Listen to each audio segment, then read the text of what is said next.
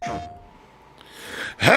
and welcome to the Brotherhood of Geeks. I am Brett J. Rasmussen, and I'm here to go ahead and do my live reactions to the Destiny 2 Showcase of 2023. Now, as you can see, what is on screen right here is pretty much for the past half an hour, if not more, they have been doing pretty much a complete recap of the game. Pretty much starting from pretty much the beginning of Destiny 2, so the Red War, all the way up to Lightfall. This right here is pretty much the finale, the end of when you beat the campaign of Lightfall. So they've done the Red War, they have done, which is original vanilla Destiny 2. They have done Forsaken, which was the next expansion. Like, they covered all of the big story beats that also had cinematics, and they also have gone into specific seasons, like Season of Arrivals, which is when the pyramid ships show up, and like Season of the Seraph, where Rasputin saves the Traveler, so on and so on. So I actually really like this. I really do hope, like, this whole, like, video, like, cinematic, whatever, and they're, like, going in timeline, too. So it, like, starts Destiny 2, and it kind of goes from there. I even think they even, like, had a little bit of Destiny 1 even before, too. But regardless, this is amazing. Oop, I'm gonna fix my camera a little bit because I'm all the way over here. But pretty much this, like, what Bungie has done here is a really good way to do a recap of the story of Destiny. And I think it's great. I think it's absolutely amazing. I'm sorry, my camera is like just weird. My mic doesn't reach all the way. But this right here, what we're seeing here, this kind of like story recap, is awesome. Again, I do know that, like, with Destiny in recent times, at least like with this year with Lightfall, the community hasn't been really happy with what's been happening. Oh my God, my camera, I apologize. I just gotta get my framing. As I was saying, the community has felt a lot of just kind of like just disappointment with Destiny 2. So I'm actually really looking forward to the showcase because we're going to get new information. Mind you, this is going to be very much broad strokes. So it's a lot of like, this is what Final Shape is. This is the next season, season 23, which resets today.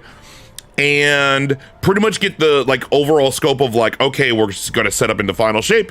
This is what we're doing. New stuff, new things, yada, yada, yada. So, yeah. So, like, yeah, see, we're at Season of Defiance, Season of the Deep. And, like, this is the current season that just ended. And we're about to see a very important story piece that happened in this. Like, there's so much lore from this season that happened. I couldn't even, like, it's nuts. But, like, there have been things in, like, this, like, since Lightfall that has felt off. Like, the campaign of Lightfall felt very,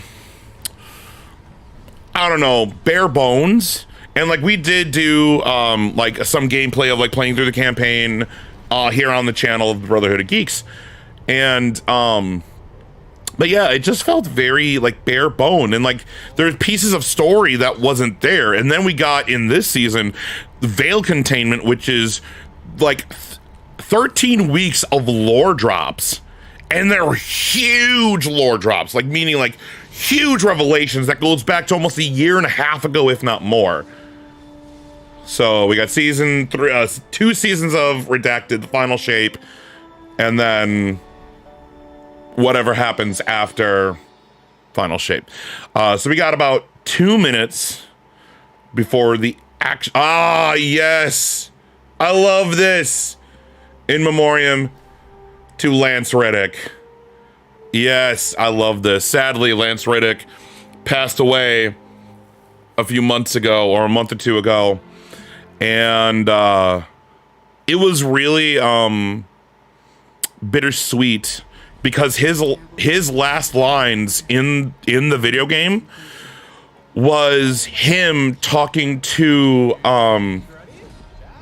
Sloane on Titan, where Sloane has been stuck. Titan like vanished for about a year plus, and then Titan came back, and Sloane showed back up, but she's like corrupted by a Taken or whatever, and we lost Amanda, which was the woman in the ship from Season of the Defiance. She dies in the game, and pretty much Lance Reddick's last lines was him talking about to Sloane about how much time like he missed, and like how like we won't be able to have that moment with Amanda because like Sloane never got to see Amanda again, and the two of them, Sloane and Amanda, were very close. So it was very bittersweet having Lance Reddick's last lines be that. But I will say, Bungie has said that Keith David is going to be taking over Zavala, and I believe he's going to do a phenomenal job of honoring Lance Reddick as Zavala. So I'm excited. I'm looking forward to this. Let's begin. We're at 15 seconds. Let's do this. I'm excited. And if you guys want to go ahead and let me know in the chat or in the comments, please let me know what you guys think of what you're watching. If you're watching Showcase with me, or if you watch this on replay, please let me know what you guys think of this. But let's begin. Here we go. The Showcase. Let's go. Thanks for tuning in, y'all. Hey, Joel Beckburn. I've been playing games as long as I can remember. They're a core part of what makes me who I am. I believe there's this deeply rooted, often unstated mission of games to keep adventure alive. In 2014, Bungie set out to start a new adventure. Yep. Heroes awakened on a desolate planet. A silent god set in our sky. And it wouldn't be long before an ancient enemy, shrouded in darkness, showed up at humanity's door to destroy us. Over the years, our heroes would shape a story far greater than anything we could have imagined. Players would explore deep into the depths of Venus, hunting a machine god that controlled time itself. They'd invent ways to combine their mythic weaponry and their paracausal abilities to stand alone against monsters that took others, an entire elite squad. They'd race alongside their friends far into the early morning into halls of an ancient city where only a select few emerged victorious. Yep, that was like Forsaken. Clutching the heart of a dragon. Yep, that was the last Wish raid. But most importantly, they bring their friends and their family into this world, and together meet new faces on this adventure who would become lifelong companions. Now, together, we approach the final shape. We're about to embark on the last expedition of Destiny's first saga. So let's be clear about the stakes. In the final shape, you will go inside the Traveler. The journey will be difficult. And what awaits you on the other side of this trek is nothing less than the deadliest entity we have ever faced. There will be no open betas. There aren't going to be any guides on the internet telling you how to handle what's to come. Whether you've been with us from the beginning, Oh, wow. joined us somewhere along the road, or looking at Destiny for the first time, anybody who shows up on launch day is going to be greeted with this same uncharted world. A vacuum-sealed experience begging for you to be the first person to peel it open. So today is your invitation to go forth and adventure. All right, let's do this.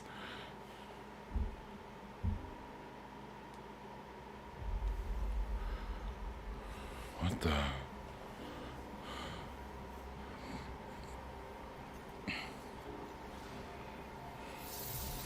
Oh yes, this is from when Destiny began, where they brought us back to life. We never talked about it. Why I brought you back. That's true. Why you were chosen. What?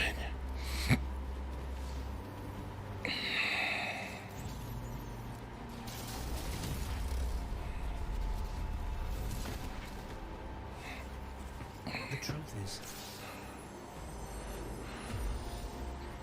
I didn't know then. The Galahorn. It was just a feeling.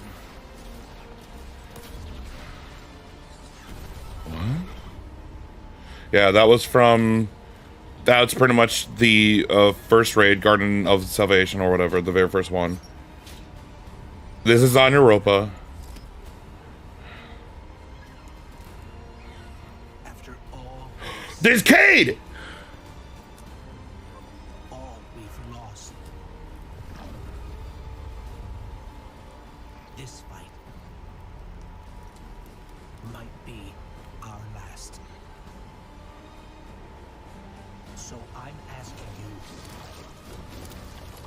one last time to rise.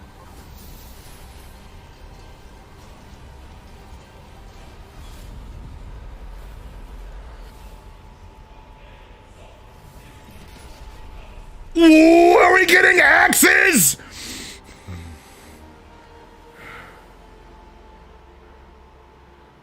Ooh, if we can use axes in this game, that would be so freaking rad. The heart of the Traveler. Momentous time in Destiny history. We've been building to this moment for the last 10 years. The final shape is the conclusion to that journey. This is a moment in gaming that as a developer you just don't get very often.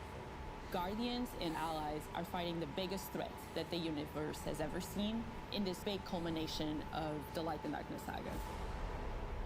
Pretty much 10 years of story. When we were thinking of what the final shape could be, it had to be a lot of different things. It needs to pay off this epic confrontation with the Witness that we've been setting up for years. It has to bring you closer to your allies in the Vanguard.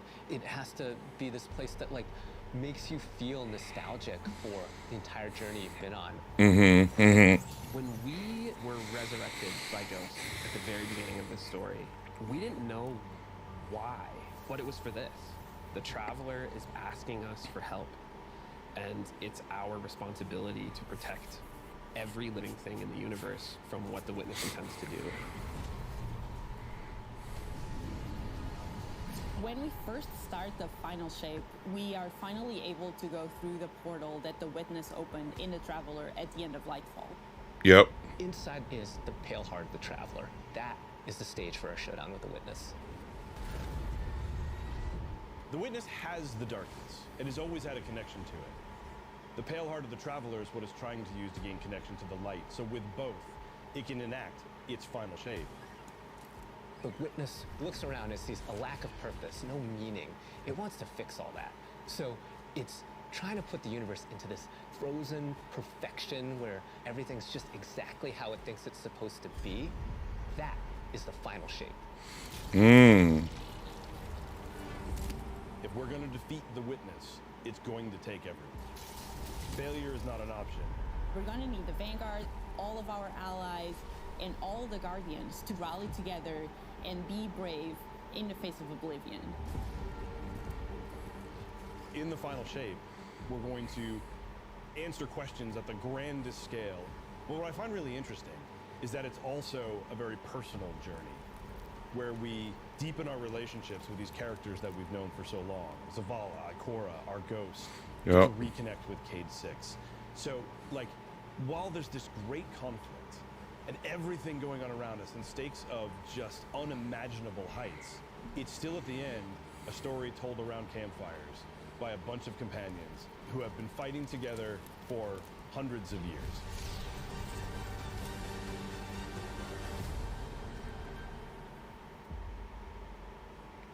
Ooh.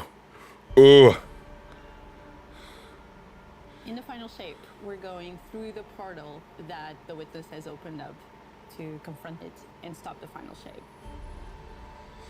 It's Like- the Traveler is this infinite, vast, unknowable, and we're landing on the Pale Heart, which is a fraction of really what is inside the Traveler.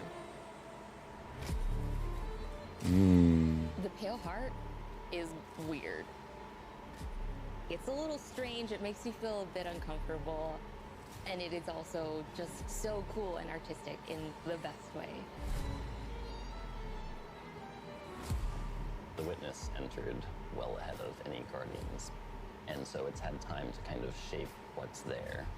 When our Guardian enters, the rest of the Pale Heart starts getting shaped also around what we've experienced. Traveler recreating the world in front of you as it saw on your journey. One of the most memorable locales from Destiny's past is the D1 Tower. D1 Tower. It's really a labor of love from the Destiny team. The final shape means so much to everyone who's... Yep, that's the hub world from Destiny 1, yeah. To be able to see that. The Pale Heart is our very first linear destination that we've ever done. I would love it if players felt that they began their journey in a place of safety and feel it escalate in surrealness, because there is this beautiful evolution of the space. They see things that are more and more wrong as they begin to go towards the Witness's monolith. It's kind of this omnipresent, foreboding thing off in the distance. The weirdest things happen as you get closer to the monolith in the form of reshaping. Kind of like deconstructing things and putting them back together just wrong. The sense of scale you get out there, like as you're exploring the space and you're jumping on these reshaped cuboids of Earth, you feel tiny as a Guardian. You feel alone. You feel like you are not the force to be reckoned with that you have been. You're not the God Slayer right now. You're just this little person jumping from these massive pieces to massive pieces. One of the things that we really tried to also capture is that the Witness keeps throwing everything it has at you. And so you're going to fight these new enemies, the Subjugators. Ooh! Subjugators are the new unit you're going to be facing in the final shape. They have an enhanced power set. They're performing stasis powers and strand powers to face the Guardian, well, in support of all the other enemies you're fighting too. They bring something entirely new to the battlefield, which is kind of this element of control. They're back there pinging away with stasis abilities, throwing crystals at you, freezing you in place, tangling you up.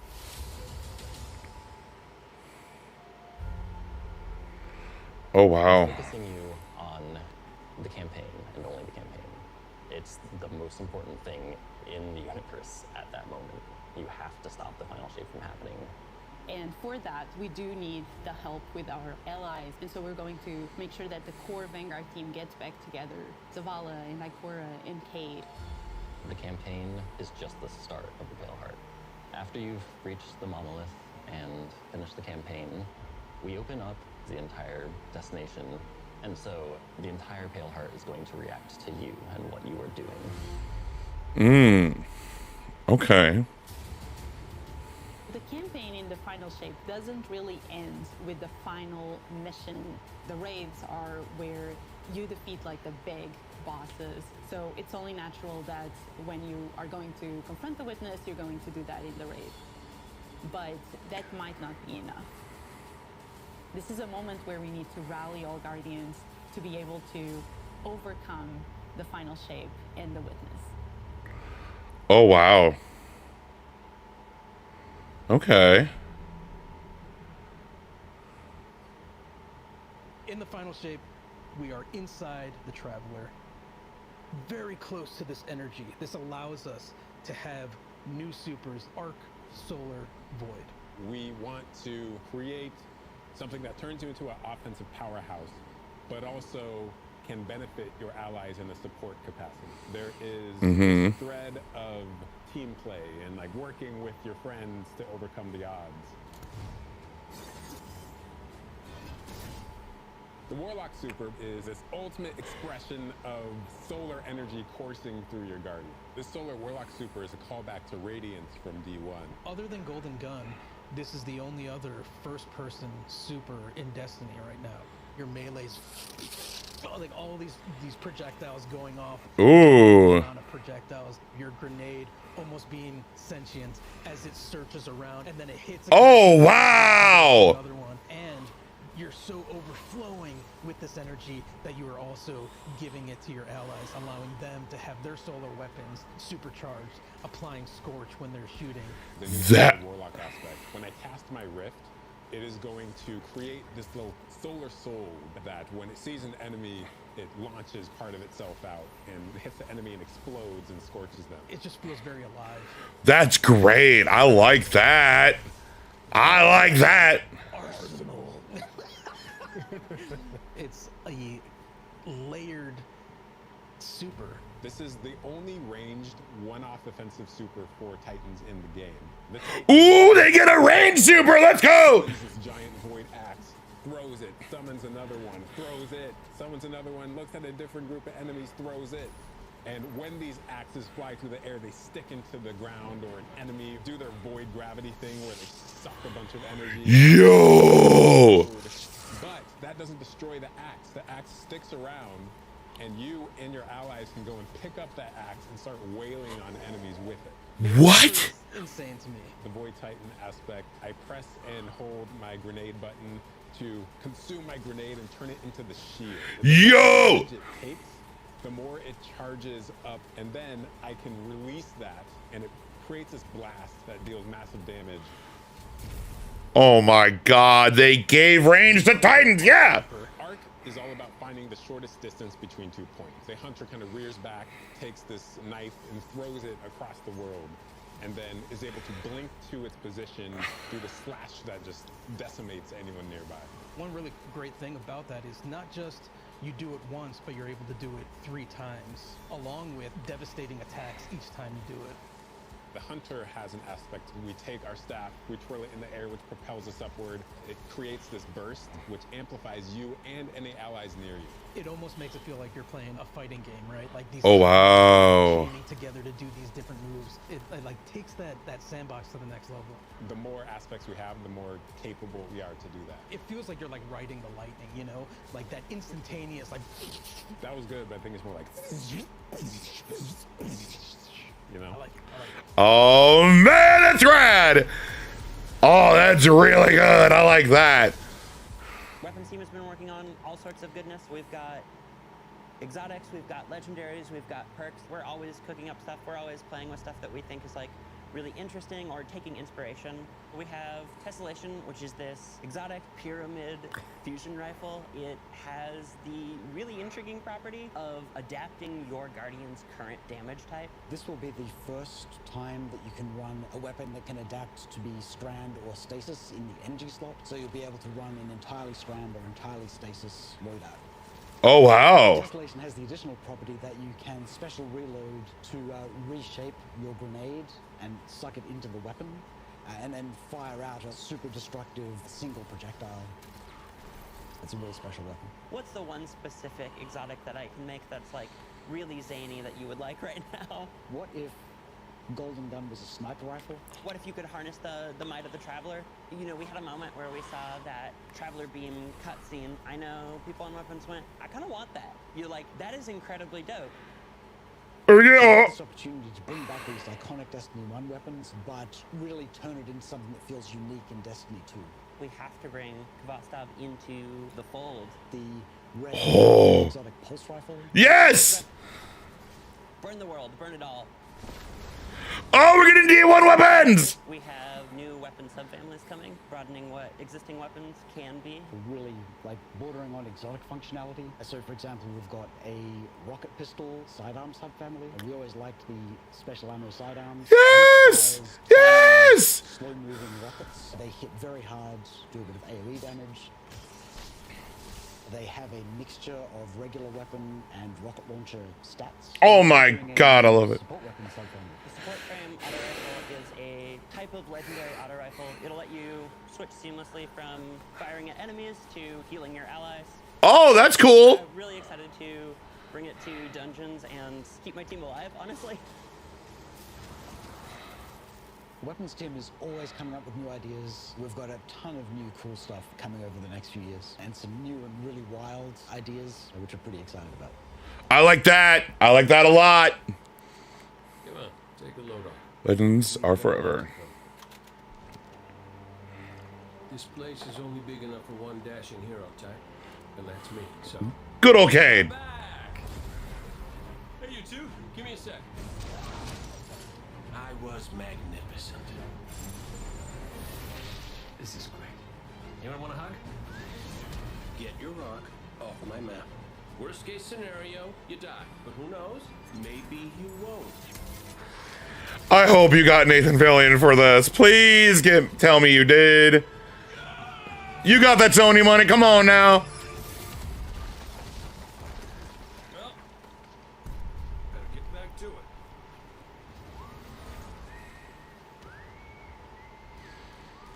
Cade's back. Yes. In this moment where we're driving to the end of the Light and Darkness saga, it's great to see Cade like return to this world at this moment with all this change about to culminate with this confrontation with the long-standing enemy, the Witness. Cade is the quintessential hunter. His presence casts such a long shadow over the story of Destiny, whether it was when he was alive or when he was dead. What Cade goes through in this journey, how he serves as a catalyst for the other characters, the events that are uncovered to have brought him back. This is how the story had to end. There was no end to the Light and Darkness saga that didn't have Cade here alongside his friends to finish the job. Once we started digging into the nature of the Pale Heart, I think that crystallized Cade's role as a guide. Cade is Virgil, and he's our guide through this other place. Yes. Cade is the one who is the most appropriate person to be the guide, because that's his job. That's always been his job. It just feels so natural for Nathan to be. Yeah! It felt amazing to just see him slip back into the role, like, without missing a beat. Right, instantly. In the flesh, or metal, as it were.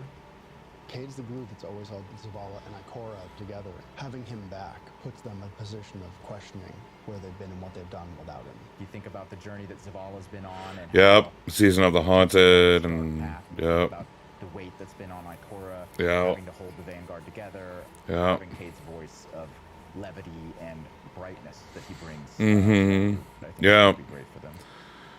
Well, at least we have each other. We want people to take away that sense of reunion and that idea of like the gang being back together for this moment. I'm here now. Wherever the hell here is.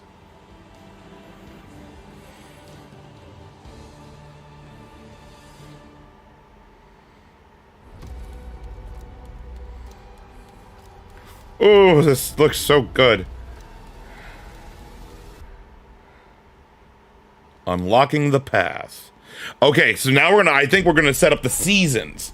Guardian, the Witness poses a dire threat. And the Witch Queen holds the answers we seek. Yep. Only if we contend with her sister, Zebu. Oh, we go, yes! Will you come back from this? Do not be afraid.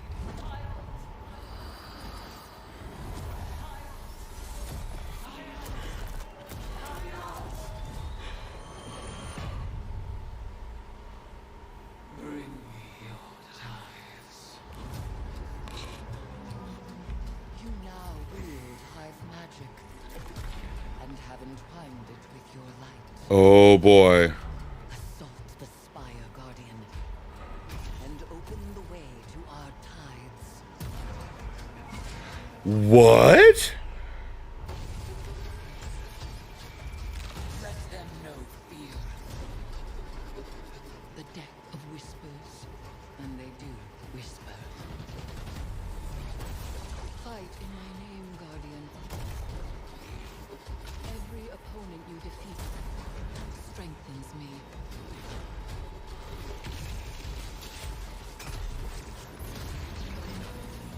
My appetite rises for your brutal tributes.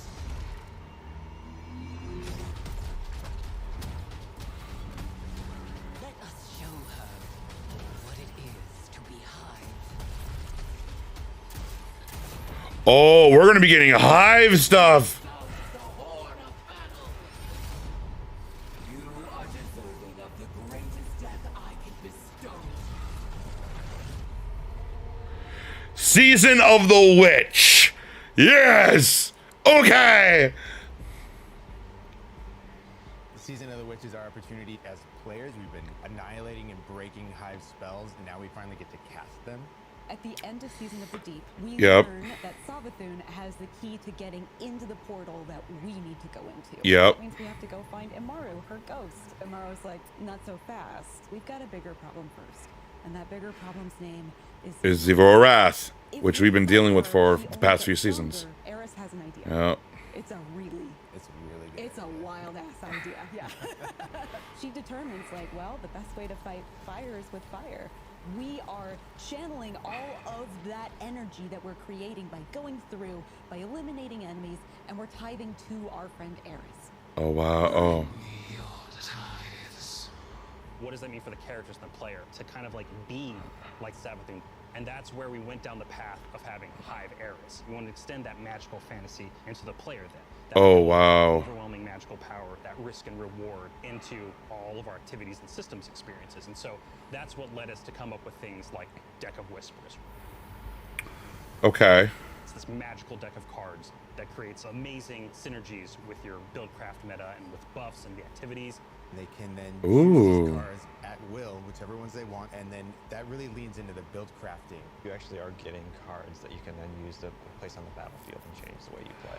I'm such a sucker for deck building. Like being able to like bring that element into Destiny gameplay has just been like, oh, just it's really super fun. Interesting. So we've got 2 brand new seasonal activities coming with Season of the Witch. We've got Altars of Summoning and Savathun's Spire. Savathun's Spire is our new 3-player offensive. You're doing a lot more with Lucent Hive magic, but it's got a high amount of combatant density. It's got additional random encounters that you can come across. Witch's Spire itself, Savathun's Spire, was like her reliquary for all these different magical experiments as she was learning the light. You're there in order to learn as much as you can in order to become a master spellcaster, right? To become one Savathun. The Altar of Summoning's activity is really exciting because you can spend like 20 minutes in it or you can spend 2 hours in it. It's a 3-player experience that you can hop in and hop out of. As you're going through this activity, you're filling the tithing bucket. As that tithing bucket is filled up, you'll get progressively more rewards. And then finally at the end, it'll cash out and you'll get a whole mess of rewards. Okay, okay. We really wanted to make sure that there was a home for any exotic mission content coming in seasons after the year has passed. And so we developed what we're calling the Exotic Mission Rotator.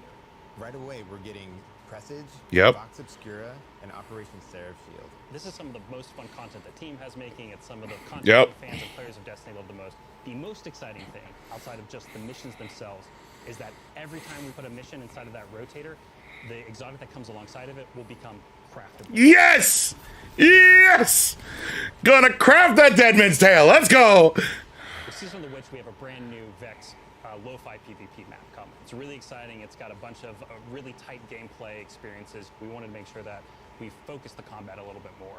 With the new Vex network map, we really wanted to make sure we hit is like, hey, you're shoulder to shoulder more often. There's not as much deep sight lines that you're interacting with. The flow of the map is actually built around this like kind of central pillar of the Vex network that you're Interesting. orienting Ooh, I like that. So some modes coming too, right? We've got a new PvP game mode coming that's all about relics. It's about multiple Yep. relics, so it's not just one like the Scorch game mode from the past. So we've got the shield coming from Vault of Glass. We've got the spear back from Season of the Risen. And we got the scythe from Season of the Haunted. Yeah, so you're going to be reaping Guardians with that. This looks fun. For me, who's not a big PvP guy, this looks fun. Claiming these relic dispensers and then grabbing them in order to push for victory. I will take what I need. The words in my throat are the weapon in my fist. We were feeling pretty Hivey this season, obviously. There's something in the air. And so when thinking about, like, what's a good raid reprisal that would really suit this very Hivey season, there's only one answer.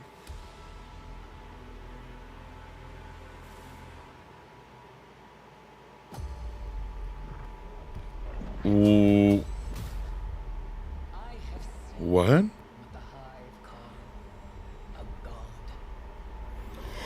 No way! Oh yeah, Crota's Zen! Are you telling me we're gonna get Crota's sword? Like, that's the exotic? Because, yeah, you got to do Crota's End as the new raid. Oh, my God.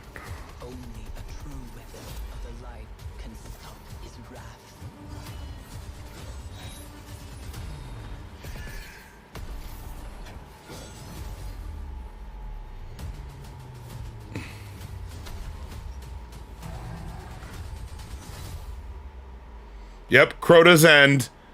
And there will be a world's first. Oh, boy. Okay. I mean, that makes sense. That totally makes sense for the next raid to happen. United, we rise. Into the final shape, we really want to rally all guardians at the end of the Light and Darkness saga. We want to reduce those power barriers, as well as catch people up on key story beats and make sure that they have a really great and easy time connecting with other players. In the final shape, we're trying to find ways to make power more simple and easy to understand, and also lowering the barrier to entry. It's going to make it easier for players who have not been able to jump into game easily because they were held back by the challenges in grinding for the power levels that are required by these different activities. One of the major changes that's going to be happening starting with the final shape is there are going to be a certain number of activities that are going to be power fixed. So it doesn't matter kind of what power level you are going into it, you're always going to be able to approach it. There's still going to be tiers of difficulty that you can do, things that are just meant to be experienced a certain way. Things like Nightfall strikes that will still have power enabled, and that's where we're really going to focus the whole power climb. The raids, the contest modes that everybody loves to engage with, that experience is fundamentally going to be staying the same. I'm excited for this because I think there's a lot more clarity for players in terms of understanding the relative difficulty of things, where they sit now in the spectrum. One way that we're trying to do that is making it easier for new players to engage with you. So we're introducing something that we're calling Fire Team Power. You can actually bring your friends along to play any dungeons and raids in the game without having to wait them to be at a certain power level. The person with the highest power in your fire team is actually going to bring all the others close to their power level. There's no barriers really for like that. High-level content. When it's combined with Fire Team Finder, it also allows you to find strangers, people you've never played with before, and have that same experience. That's all regardless of the power level of you and the rest of the people in your fire team. Fire Team Finder is the new feature that's coming in season. Yep, that's the aimed at helping connect and find other people to complete the best and most aspirational content in Destiny. We have a tag system that allows players to it launches with season 23. Okay. I'm really chill. I'm anti-sweat. I'm just really here to have a good time. Exactly. Tags really allows players to show a little bit more personality, show a little bit more about what they're about. I think what's really great about it is with this launch, we're also looking at including inclusion tags. As an example, one of the inclusion tags that we have are for colorblind players. Hopefully the inclusion tags cool. Players closer to finding their community and even closer to the people that they're playing with. So once a listing goes live, players will be put into a listing lobby where players can gather, they can communicate with each other. So we wanted to make it as convenient and as easy as possible for players to not just sit and stare at a screen for a long time while their listing actually fills up. As a gamer who's typically more solo, I'm especially excited about this because it really is about helping reduce that anxiety and burden that comes with trying to make a new connection. Okay. If that's the goal and it works out, that's great. The feature coming out today that I'm incredibly excited about is Timeline Reflections. Essentially what we have done is we went back to previous expansions and pulled out missions that we felt really represent key narrative beats within our story. We're going to have a mission for Forsaken, mission for Beyond Light, as well as a mission for Witch Queen. Thanks for the memories, Guardian. The neat thing about these missions is they're not going to be like one-to-one for how you would experience them in the campaign. You're also going to get additional pieces of narrative fed to you to like identify like, hey, this is why it's important that this happened, and here are the people you met. A really big one that's really timely for Final Shape is Kade's last stand from Forsaken. This is a moment that a lot of players, new and old, are going to come back to Destiny. I think this is just the right time to introduce features that are going to allow those players to jump right in. That's really good. Yes. Yes, that's a good way to get new players in. Yes. All ends are We're beginnings. reaching the end of this 10-year journey. What comes next? The episodes. And the new way we're going to tell stories moving forward. What's really important about episodes is that it's a really big shakeup to what we've been doing. Instead of providing 4 seasons a year, you are going to get 3 larger episodes. And so the first 3 episodes in this coming year are called Echoes. Revenant. And Heresy. It's coming right after the final shape. Hmm. And the theme for the year is going to be all about the consequences and aftermath of the final shape. Of course. Really, the cornerstone of the episode model that we're building is the 3-act structure. Mm. The acts act as these anchors for us to Oh. new weapons, new artifact mods, new activities. There's going to be new missions coming around the corner. There'll be new story moments in every single one of these acts. We're actually providing more cinematic styled experiences throughout the final shape year and the episodes with it than any of the seasons we've ever developed before. These new stories Ooh. are actually playable as standalone. Like each episode is something you can experience whether you've been playing Destiny for 10 years or this is your first one. You're going to be able to basically enjoy them in any order you want to. I think the opportunity with this big epic moment is that we get to innovate the game. We get to move the game forward. It's all about change frequently. It's all about deeper story moments. It's all about more weapons, more loot, more often. And it really provides the team with a platform to go much deeper into the themes and fantasies and story of any individual episode as compared to the seasons you know of today. I'm so excited to see what the narrative team can do with this kind of new platform of storytelling. Episodes provides this awesome foundation for the future of Destiny. We're moving into the next stage of Destiny 2. I think some people look at the final shape and they think Destiny 2 is coming to the end. And in many ways, it's the opposite. We're leaning in. We're putting the pedal to the metal. Episodes provide us a new, innovative way for players to engage with Destiny 2 throughout the year. Okay, I want that because again, a lot of people are terrified because that marathon exists. Like now, the team is split in half, so I really hope so. But yes, this is Lance Riddick. This is Lance Riddick talking. Eyes up, Guardian. Shaped by the fires of each new battle, we are forged and sharpened into what we must become for the fight ahead. We are the final line that halts the second collapse. All of us. Every Titan. Every warlock. Every hunter. What is it the Guardians say? Devotion inspires bravery. Bravery inspires sacrifice. Sacrifice leads to death. The line between light and dark is so very thin. Yeah. Let's cross it together.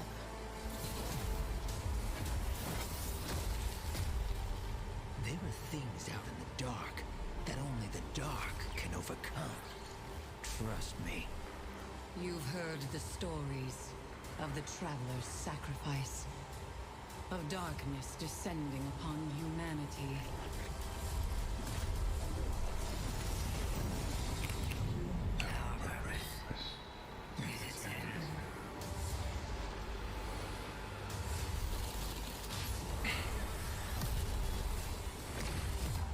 This time, there is no escape. Become legend.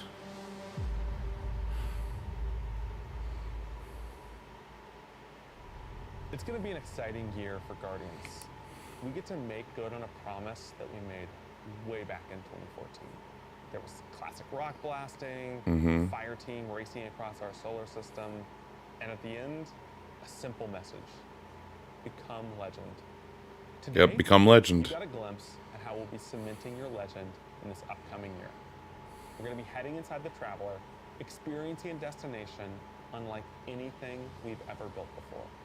We'll face the biggest bad we've ever made, and we'll do this all alongside a streamlined progression system. allowing us to easily play with friends and any content in the game. And as the dust settles in the final shape, we're going to continue our legends in Echoes. It's Destiny's first episode in a new phase of storytelling for Guardians with brand new conflicts born from the resolution of the Light and Darkness saga. These first episodes are just the beginning.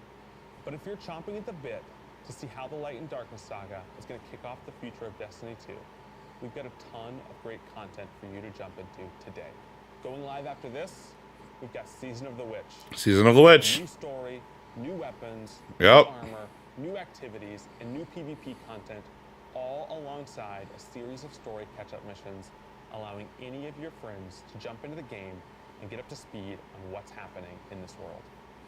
Then, next week, a brutal reprisal of Crota's End is going to join Oh. our aspirational content.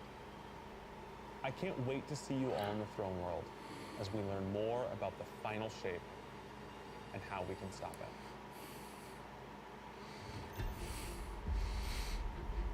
I'm looking forward to this.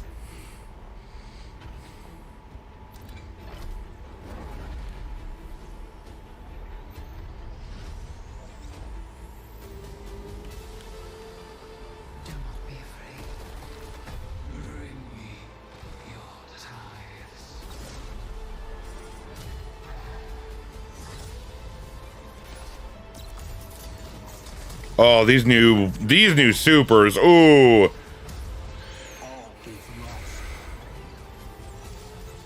This fight might be our last. So I'm asking you to rise one last time.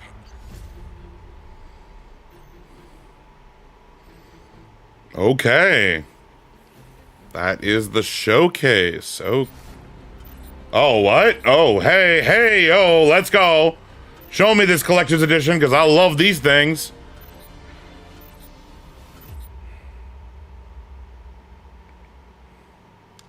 When we create a collector's edition, we try and recreate items from the universe for players to enjoy outside of the game. So this year we're doing a Destiny 1 tower. We really tried to of Destiny and how best to encapsulate that experience. Even as a game dev who've worked on it since day one, like I think having it be the tower is super exciting for us because it's going to kind of catalog your journey of a player from when you first started playing. Oh, that's really cool. The tower, it's kind of like the beacon in which you're a place you can call home. You get the tower, and then there are actual figures of the Vanguard mentors that accompany that architectural model. Yes. There's a lot of like hidden messages and hidden things. There's gonna be some fun surprises. We're always trying to push the envelope, and so we've been playing a lot with magnetic locks and sound effects, lights, just sort of. Oh, that's cool. I like that a lot. Really special. It's sort of the perfect symbol of Destiny. I'm so excited for it. Me too. That looks cool. That looks cool. Final shape. Okay, it's up for pre-order.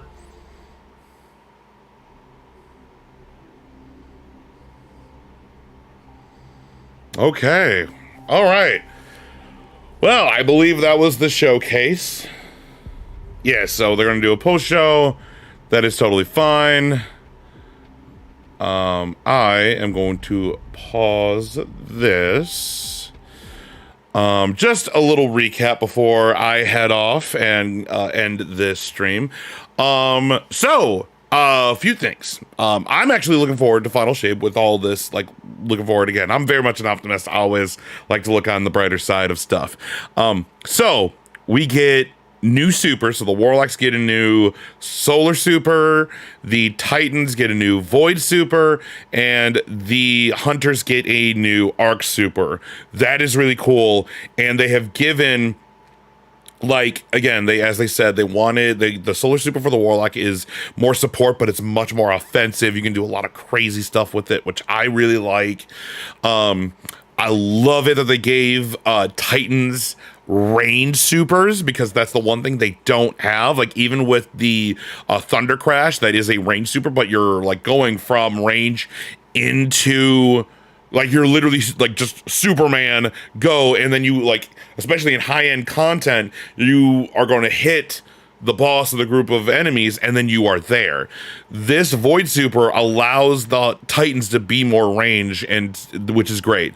And then I love with like the Arc Hunters, where they can just go teleport, and like, oh, it's so good. I love that. And again, like, we're gonna see Cade, Nathan Fillion's back to be Cade, which is awesome. And yeah, we're gonna be getting new weapons and stuff.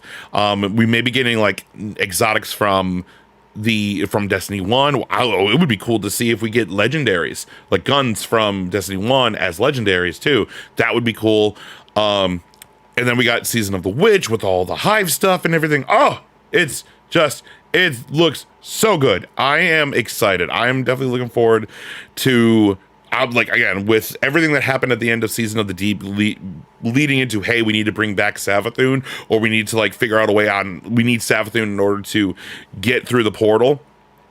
I look forward to how that story becomes, or how it like turns out. And then, yeah, like, I love it that like when you go through the portal, you're going to start at like the Destiny 1 tower, the hub from the first game, which is great. And with this like episode structure for the story, I believe that is much better, and it allows players to not have, I guess, maybe more FOMO, because like every week you have to go through it and stuff, where with these episodes they're more structured.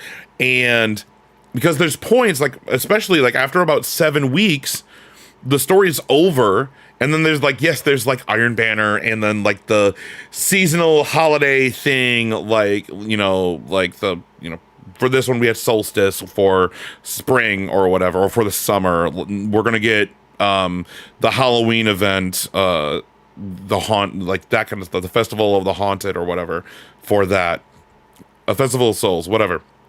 But like sometimes that's not enough, especially like this season. I didn't care about the Solstice. I didn't care. I pretty much have my loadouts and everything. Like, and it felt repetitive. You didn't add anything new. You just kind of brought back the Solstice, and that's it.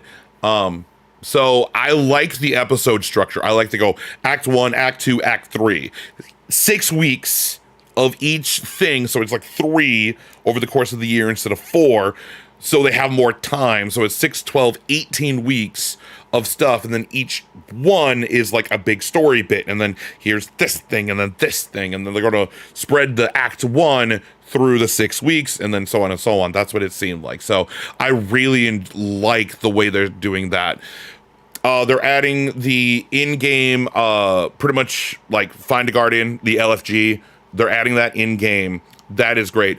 What I love, I was talking about this before it started, that like they need a way to tell the story to new players. Now they are adding specific missions from specific expansions and maybe seasons. I hope they would do like seasons or something, or like story pieces from seasons. Like, again, like Season of Arrivals is very important because that's when the pyramid ships show up. Season of the Seraph is very important because it shows like there's a reason why the Traveler goes into space, it leaves Earth and like kind of goes into space, and then it starts the attack into Lightfall, and then all of that kind of stuff. So like I love though that they're like, we're gonna do the opening mission, we're gonna do Cade's Last Stand from Forsaken, because that's extremely important to the Final Shape story. So I really do like that has been needed for so long. I love it that they added that. Yeah, but no, this was great. This was a good showcase. Again, we will see it when we get it into our hands, and we will see how this actually turns out. But you know, Joe Blackburn, after the state of the game, it came out and all they did is say, this is what's happening. We already know all this stuff. They didn't really add anything, because we got it like 2 weeks ago before this. And then Joe Blackburn came out on Twitter. He put up a video and saying like, hey, we didn't get a ritual armor set for Gambit and Crucible and Vanguard. Well, we're going to fix that this season. We're going to take an Eververse armor set and put it as a ritual armor set for free, because like, you know, armor sets from the Eververse and from raids and stuff, like they're just the ones from the ritual from when you play Gambit and Crucible and Vanguard are very blasé and who cares. They're not as cool as the ones you get from the Eververse or from raids or from dungeons. Like, they're going to be adding map packs every year or whatever for Crucible. So they're trying to have people be excited for Crucible because we've had the same maps forever. Yes, we're getting one map starting today, which is great, but the way they've built their maps is like, this map has to do everything. So now they're going to get the freedom to use more PvP maps to do different things, which is great. And so on and so on. There's so many things. Like, Bungie is working to try to better themselves and like listen to us and that kind of thing. Again, we shall see how this goes. But I'm actually looking forward to Final Shape. I'm looking forward to this.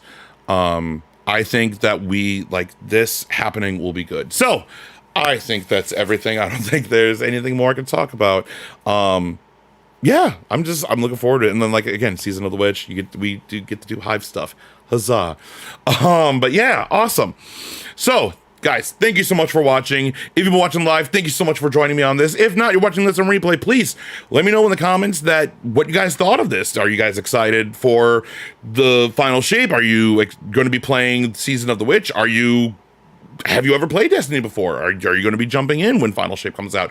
Please let me know in the comments below. But guys, thank you so much for watching. If you haven't already, please subscribe to the channel. Press the subscribe button. Press the like button, so that way it tells YouTube you like what you do.